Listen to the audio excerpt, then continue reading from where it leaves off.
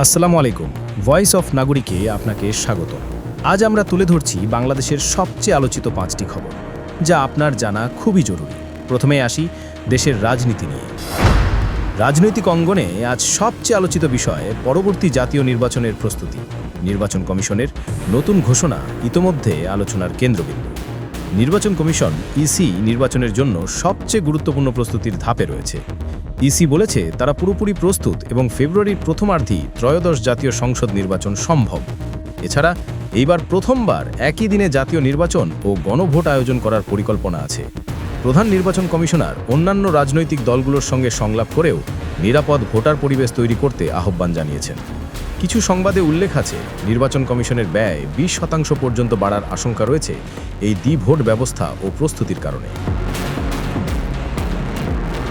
সাম্প্রতিক তথ্যে দেখা গেছে ডলারের বাজার স্থিতিশীল হতে শুরু করেছে। আমদানি রপ্তানি খাতে কিছুটা স্বস্তি ফিরছে। ডলারের বাজারে কিছুটা স্থিতিশীলতা ফিরে এসেছে। প্রথম আলোর একটি রিপোর্টে বলা হয়েছে আমদানির চাপ কমার সঙ্গে ডলারের চাহিদাও কমেছে এবং তাই কিছুটা স্বস্তি দেখা দিচ্ছে। কিন্তু বিশ্লেষকরা সতর্ক করে বলছেন পুরোপুরি স্বাভাবিক অবস্থা এখনও হয়নি।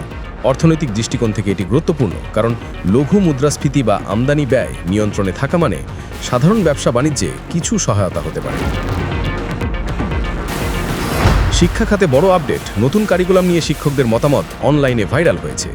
শিক্ষক ও শিক্ষার্থীদের মধ্যে দীর্ঘস্থায়ী সমস্যা নতুনভাবে সামনে এসেছে। বেসরকারি কলেজের অনার্স মাস্টার্স স্তরের শিক্ষকরা এমপিও ভুক্তি ও বেতন গ্রেড নিয়ে আন্দোলন চালাচ্ছেন। সহকারী প্রাথমিক শিক্ষকরা বেতন স্কেল, গ্রেড সহ অন্যান্য দাবিতে আন্দোলন করেছেন এবং কিছু গ্রেড বিষয় এখনও সমাধান হয়নি। বিশ্ববিদ্যালয় শিক্ষকরা দাবি জানিয়েছেন সকল শাখায় ইসলাম ও নৈতিক শিক্ষা বাধ্যতামূলককারী নীতির জন্য। এই অধ্যায়টি বিশেষ গুরুত্ব পাচ্ছে কারণ এটি শুধু শিক্ষক অর্থনীতি বা গ্রেড বিষয় নয়, শিক্ষানীতির দৃষ্টিকোণ থেকে একটি বৃহত্তর বিতর্কের অংশ। প্রাকৃতিক দুর্যোগের সতর্কতা। দেশের উপকূলীয় অঞ্চলে আবহাওয়া অফিস জানিয়েছে নতুন চাপের সম্ভাবনা। আবহাওয়া দপ্তর বিএমডি জানিয়েছে এক নিম্নচাপ এখন বঙ্গোপসাগরের উপর গঠন করেছে এবং এটি উপকূলীয় এলাকায় বৃষ্টি ও উচ্চ জোয়ার প্রবণতা তৈরি করতে পারে। বিশেষ করে বরিশাল ও চট্টগ্রাম বিভাগে কিছু স্থানগুলিতে বৃষ্টির সম্ভাবনা রয়েছে।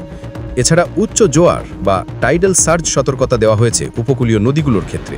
তবে মেট অফিস বলেছে বর্তমানে গঠন করা নিম্নচাপটি গুরুতর শক্তি বা ঘূর্ণিঝড় হওয়ার সম্ভাবনা কম, অর্থাৎ বিপদ সীমিত থাকতে পারে। দেশের প্রযুক্তি খাতে সুখবর। এক্সপোর্ট বেসড ফ্রিল্যান্সিং আয় নতুন রেকর্ড।